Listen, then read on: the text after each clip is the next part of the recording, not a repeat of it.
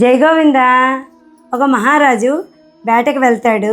ఆ వేటలో అతనికి ఒక అందమైన చిలక ఎగురుతూ కనిపిస్తుంది.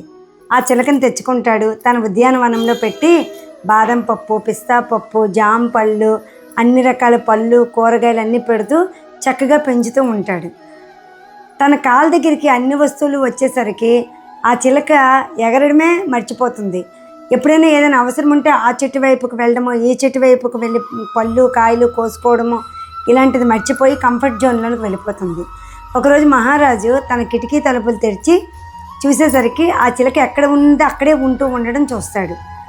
మహారాజు ఒక ప్రకటన వేస్తాడు. ఈ చిలకని ఎవరైతే ఎగరగలిగేటట్లు చేస్తారో వాళ్ళకి ఒక బహుమతి ఇస్తానని. ఎంతోమంది వస్తారు, ప్రయత్నం చేస్తారు, ప్రయత్నం విఫలమవుతూ ఉంటుంది. ఒక రైతు మాత్రం గొడ్డలు పట్టుకొని వస్తాడు. ఆ చిలక ఏ కొమ్మ మీద కూర్చుందో దాన్ని కట్ చేయడం మొదలు పెడతాడు. వెంటనే ఈ చిలక ఎగిరిపోతుంది. చూసారా, కంఫర్ట్ జోన్ నుంచి లక్ష్య సాధనకై ఎవరైతే ప్రయాణం చేస్తూ ఉంటారో వాళ్ళే గమ్యాన్ని చేరగలరు. జై గోవింద.